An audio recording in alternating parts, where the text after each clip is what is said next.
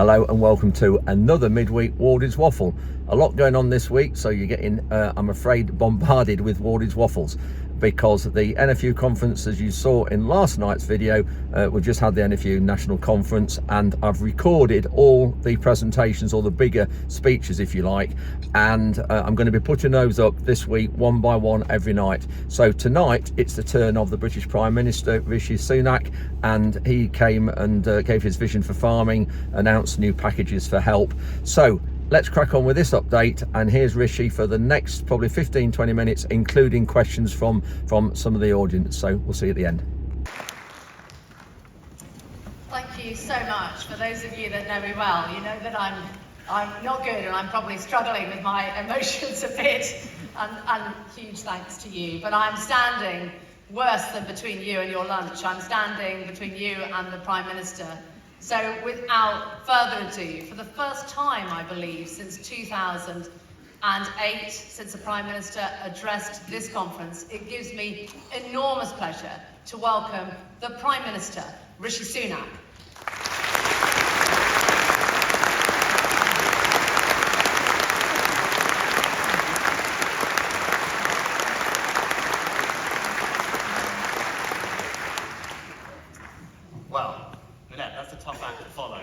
Waiting in the wings. Good afternoon, everyone. I know, Minette, this is your last conference as NFU President, so I actually wanted to start by first paying a brief tribute to you. During a momentous period, you've been a formidable champion of our farmers. Always fair, always thoughtful, and always forceful. If you ask some of my ministers sitting down there, they'd probably say very forceful. But I know everyone will want to join me in once again paying a special tribute and a thanks to Minette for everything that she's done.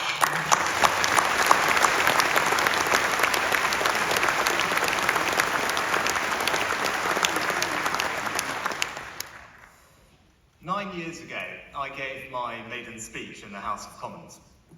I pledged that day to be a champion of agriculture, the countryside, and all of my hard-working rural constituents. It's farmers who feed us. Farmers who embody those British values of strength, resilience, warmth and independence. I see that in North Yorkshire and across the country, week in and week out.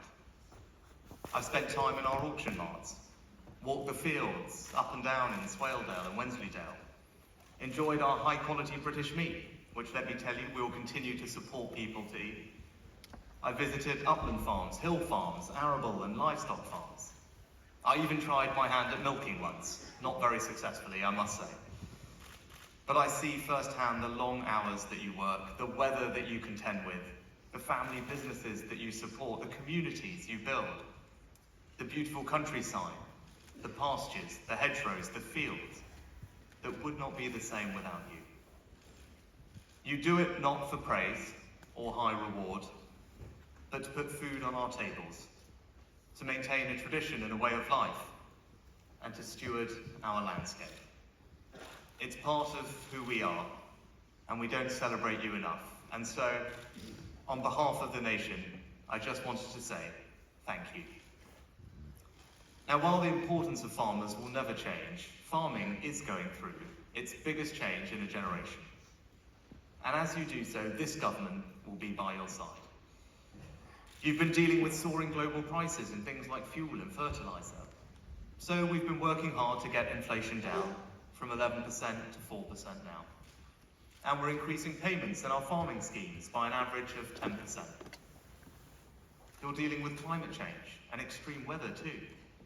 Devastating flooding has damaged crops, delayed planting, and has taken a huge toll on our farming communities. That's why we quickly set out our flooding support, and why we're going faster than almost anyone else in the world to tackle climate change, even as we reduce the burdens on families. You're also at the forefront of innovation, from gene editing to boost resilience to disease, to automation to harvest crops. And while, thanks to you, we enjoy good quality food all year round, global events, including Russia's invasion of Ukraine, have put food security back at the top of the agenda. We'll never take our food security for granted. We've got a plan to support British farming, and we're going further again today in 3 specific areas. First, we're investing in farming. We promised that across this Parliament, every penny of the £2.4 billion annual farming budget would be spent on you. And we will absolutely meet that promise. I know that the transition from the Common Agricultural Policy has been frustrating. It's taken time, and I appreciate the perception that we didn't always get the balance exactly right. But I still believe that the vision is the right one. CAP disproportionately rewarded the largest landowners and held back smaller farmers. It did little for food productivity or the environment. It was far, far too bureaucratic. Just remember, we used to argue about whether a cauliflower and a cabbage were the same crop, and you could be fined thousands for a gateway being too wide or a buffer strip too narrow. So it's right that our new system invests in the foundations of food security, from healthy soils to clean water. And we are moving in the right direction. Nearly half of all farmers are now in one of our schemes that were designed with you. And they have something for every type of farmer, from uplands to lowlands, arable to livestock, and of course tenants. Unlike the Labour Party, we will never introduce mandatory requirements to put a percentage of your land into schemes. Nor will we introduce broad-ranging blanket rules like top-down 20-mile-an-hour mandates. With us, you'll have more choice, not less. And today, we want to go further to support you. So we're announcing new steps to make our schemes more generous and easier to use. Take the managing payment. It's working, with many farmers, small farmers especially, signing up. So I can announce today that we're going to double that payment to £2,000, with thousands of farmers receiving that money this spring. We're also launching the biggest ever package of grants this year to boost productivity and resilience, which will total £220 million, increasing the Improving Farming Productivity Scheme to invest in things like robotics and barn-top solar. We're opening a new round of the Farming Equipment and Technology Fund too, worth £70 million. Second, as farming changes, how we work with you in government must change too. The services we provide must be shaped around your needs. And we've got to build a culture that's based on trust. As President Eisenhower said, you know, farming looks mighty easy when your plough is a pencil and you're 1,000 miles from a cornfield. So we're changing the culture. That means trust, support, cooperation. It means delivering on our promise to cut planning red tape that's stopping you from diversifying. In April, for instance, we'll lay legislation so you can create bigger farm shops or outdoor sports venues. And it means more funding for grassroots mental health support, because we know what a tough job farming is. Thirdly, we're strengthening support for your primary role, to produce the nation's food. Food security is a vital part of our national security. And recent years have brought home the truth of that. Putin set off not just an energy price bomb, but a food price bomb too. And as Minette has so powerfully reminded us time after time, in an age of climate change and instability, global food production will become increasingly volatile. So it's important to strengthen food security here at home. Our Agriculture Act introduced a 3-yearly report to monitor food security. But given how much has happened in the last 3 years, it's clear that we need to go further. So today I can announce that we'll step up our monitoring with a new annual Food Security Index, which we expect to be UK-wide. And yes, Minette will make this statutory when parliamentary time allows. We'll publish the first draft at the Farm to Fork Summit this spring, and I'm also delighted to say that those summits will become an annual event. And one way to improve food security is to stop millions of tons of good, fresh farm food from going to waste, just because of its shape or size. So we'll also provide funding today, £15 million, to redirect that surplus into the hands of those who need it. So in conclusion, supporting farmers, changing our approach, and strengthening food security. That's our plan. And you can trust us to deliver because we already are. You said you wanted a fair price for your products. Tomorrow, We're laying new regulations for the dairy sector, and we're launching a review of the poultry sector.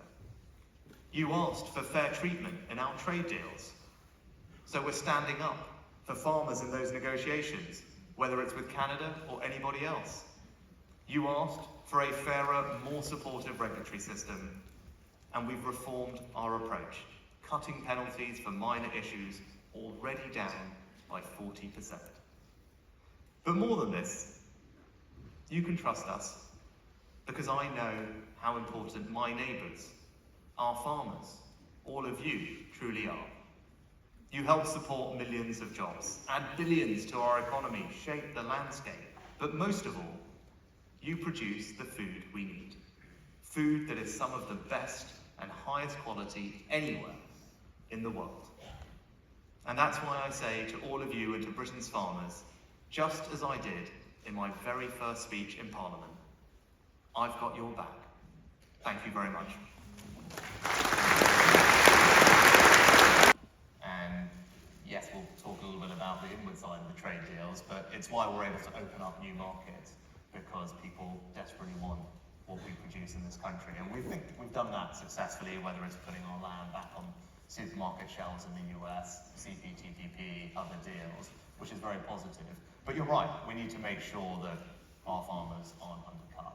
That's why we have the Independent Trade and Agricultural Commission, something we've spoken about in the past, that can provide that advice from government, and they've been clear that we do not need to change any of our statutory protections at the moment for any of our standards as a result of the deals that we've struck. And one thing that I want to make sure we do going forward is improve our focus on labelling.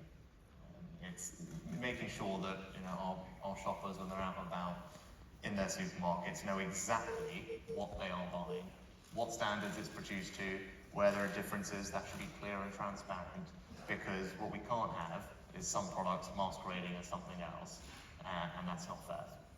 And I remember this very acutely when I first became an MP, and it was the South Store ban. One of my neighbours, who's a pig farmer, walking me through that.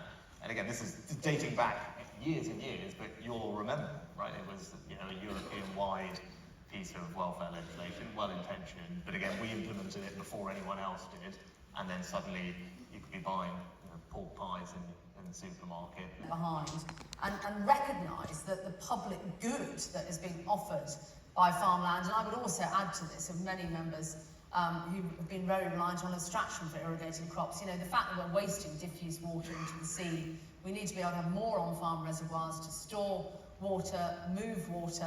Are we going to have a different approach to water? Yeah, there'll be many people in this room who suffered what you saw on the video, and it was devastating. Yeah. And it's always devastating when that happens. And I'll just take a minute to say thank you to Robbie, who many of you know, who was hopefully you saw very active in responding to your concerns and working with farmers in the affected areas to quickly get in place the support. And we do have the support in place. The flood recovery framework, which has payments of up to £25,000 for land that has been particularly affected, is there, and I think is working. We're always open to suggestions on how we can tweak things for the future, so please feed them into the team and we'll have a look at them, because the impact of this is significant. We talked about the volatility of business day to day. When you've got this on top of it, it is awful to grapple with, which is why we want to make sure the support is there. Now, in terms of flood defences, when I was Chancellor, we almost doubled our flood defence budget to £5.2 billion. And I come from a rural area, I represent a rural area. About, from memory, just under half of that money goes to rural areas. So don't feel that money is all going to urban areas. It's not. It's something between 40 and 45% of the projects of the investment is going to rural areas of that very significant flood defence budget. And then the last thing I'd say is just actually, I mentioned it earlier, you might not have caught it. Again, we made an announcement today of some extra funding going to internal drainage boards, because making them resilient and have the resources that they need locally to put in place flood protection is really important. It's something that gets raised with me and Robbie and the team on quite a regular basis. So one of the things that we've announced today that the team can elaborate on later is extra support for internal drainage boards, because if you watch the video, you talk to all of you, and you will where we can make a difference to stop these things from happening, support people when they do happen. Of course we want to do that, and that's what I believe we are doing. Can I just say that pilot whereby you are putting money into the IDBs, that is absolutely critical, whether you are in Lincolnshire, Nottinghamshire, Norfolk. I've been around the country recently and seen huge areas. I know, Robbie, you've been out and Secretary of State has as well. I mean, it is a broken system, and we are storing water on farmland with no compensation for the farmer. I think a lot depends on getting this pilot right, and a lot of that goes back to, are we valuing our land for sustainable food production or not? So it's sort of a real reset, and with the agencies, dare I say it. Alan Lovell is going to be here this afternoon, and I know this audience will be very, very lively in their questioning of the chairman of the Environment Agency. So perhaps making sure that they are fit for purpose outside. Now we've left the European Union, we need agencies that are fit for purpose as well. Yeah, no, well, I'm sure you have a good session with her, and I know we're out of time, so I was just going to say thank you very much for having me, and I think I'd say to all of you, and you'll hear from the team later, but I meant every word of what I said to you earlier. I go home when I do get to go home, which is not as much as I'd like, to an area filled with all of your colleagues. Right? My neighbour is a dairy farmer. That is the world around me. Those are my neighbours. I understand firsthand what it is all of you go through, and so does the ministerial team. Right? We are a group of people who deeply value and appreciate what you do for our country. Minette talked about it at the end of her speech. I talked about it. It is an incredible thing you do. Right? You don't do it for the money, for sure. Right? You do it because you love it. You do it because you feel a responsibility. You do it because it's tradition, and I'm enormously grateful to you for it. I think it's a very special part of our country, and hopefully, as you'll see when you hear a little bit more about the announcements today, you can see that we're delivering on the plan that we set out. We're getting the financial support to you. We've changed our approach to trade deals to support you, and we're making sure that there's fairness in the supply chain, because that's what you deserve. And we've got a massive new and welcome focus on food security and food production. That is a collective aim of everyone in this room. More fantastic British food on our shelves, produced by all of you, and a long-term resilient farming sector. So that's what we're going to set out to deliver, and it's been a real pleasure to be here with you today. Thanks very much.